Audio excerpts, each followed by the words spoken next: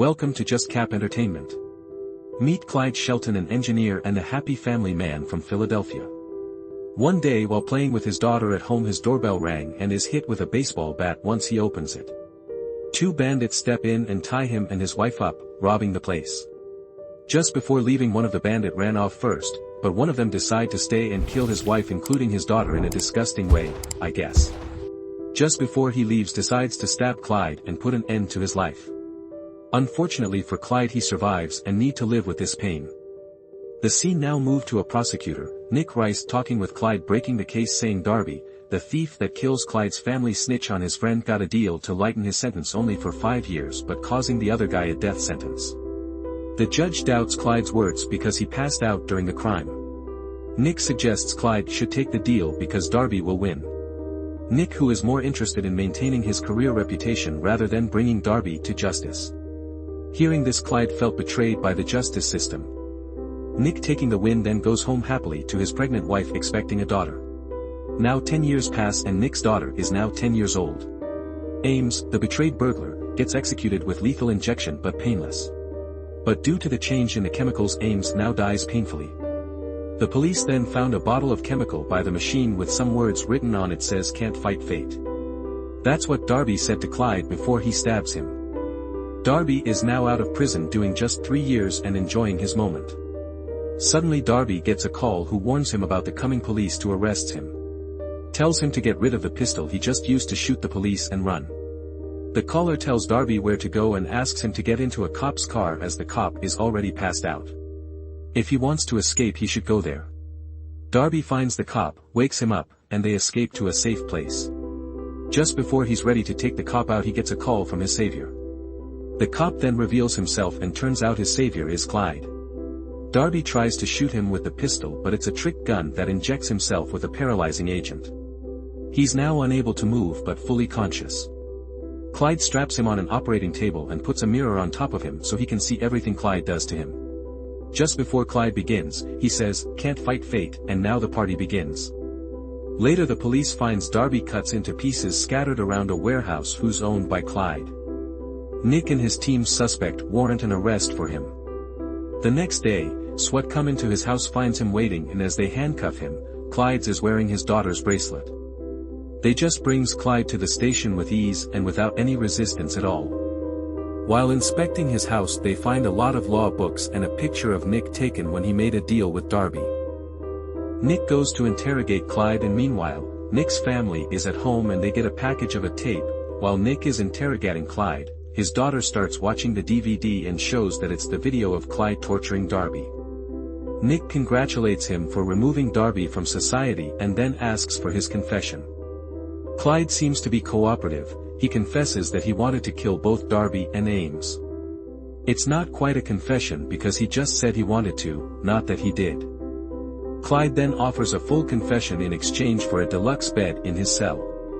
At first he says no, then Nick gets a call from his wife, who's terrified of the videotape they just received.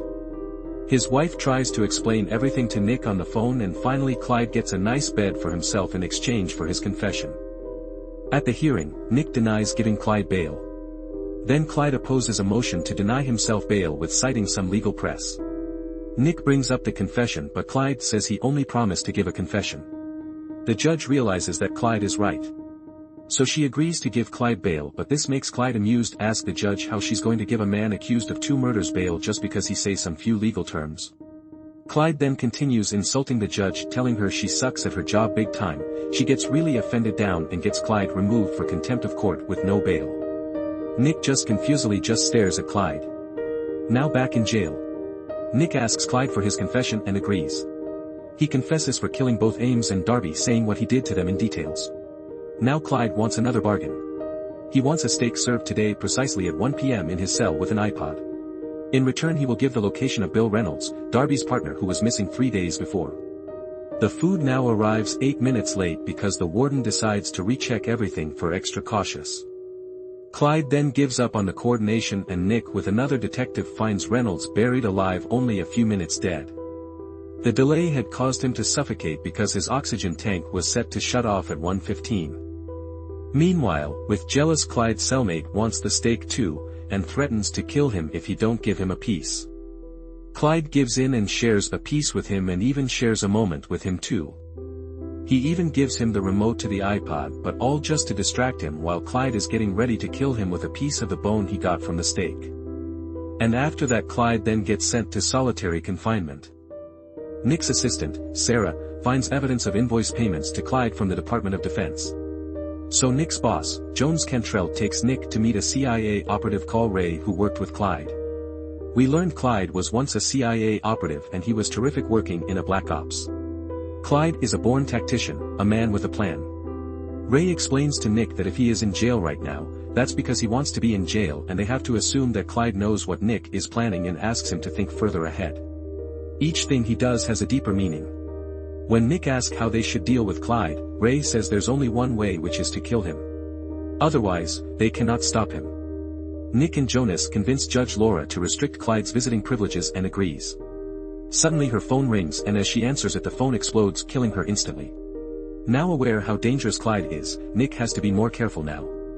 Back at the prison Nick confronts Clyde, telling him that vengeance won't bring his family back. But Clyde says this is no longer to avenge his family, but it's to attack on the entire failed justice system.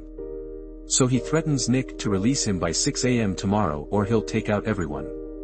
Nick's whole team goes on a night shift looking further into Clyde's history and try to find his cooperatives, but they're unsuccessful. So they simply wait until 6 a.m. with their eyes steady on the clocks.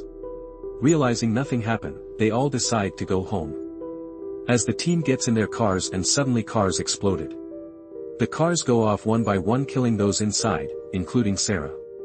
There's nothing Nick can do. Nick visits the mayor who gets angry and ordered him to take care of this problem as soon as possible. Nick then sends his family somewhere away. The detective then asks Nick to come inside the house. He goes inside his house and sees a photo of himself with Darby, realizing someone was there in the picture.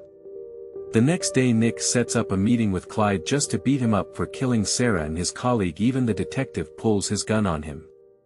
Clyde didn't even budge and still promises to bring the whole corrupt justice system down. At Sarah's funeral, a mysterious man powers up a remote-controlled machine with a rocket launcher and .50 caliber machine gun. Shoots at the car with Jonias inside, killing him. After that the mayor promotes Nick to the district attorney. The mayor asks for an emergency meeting with everyone, closing the entire city until Clyde's matter can be solved.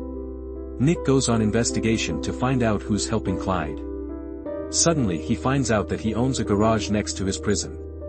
Nick and Dunnigan arrive at the garage, and while looking around they find a tunnel leading to the solitary confinement cells with a huge supply of armaments. Apparently, for the past 10 years, Clyde dug the tunnel system from his garage to the prison. When it's done he deliberately had himself arrested and sent to solitary confinement to sneak in and out of prison all by himself. Then again opens a small hole and finds that it leads to Clyde's cell, which is currently empty. Meanwhile, Clyde disguises as a janitor, plants a cell phone-activated bomb in City Hall. Nick and Detective Garza goes to the 5th floor and find the bomb directly under the 6th floor where the mayor is. Clyde then leaves and back to his cell. The detective attempts to disarm the bomb but fails and warns the team to leave it alone and not to tell the mayor what is going on, as Clyde is watching to get ready to detonate the bomb. Clyde returns to his cell and found Nick. Clyde then offers one last deal, but Nick says he no longer makes deals with naughty people. Which Clyde appreciates, after all that was his intention all along, to teach Nick a lesson. Nick tells Clyde that if he detonates the bomb, it's a decision he'll have to live with for the rest of his life. But what's a life without his family? So Clyde says no and detonates the napalm bomb. Nick exits and locks the cell with 25 seconds left. Nick flees the building while Detective Dungan seals the hatch at the back of the cell to ensure Clyde doesn't escape. Clyde finds the bomb was placed under his bed. He then stares thoughtfully at a bracelet his daughter had made for him which says Daddy. Then the napalm bomb goes off and Clyde just stares at the bracelet. Nick walks off without looking back at the explosion. In the last scene, Nick and his wife attends their daughter's music performance. They live happily ever after. The end.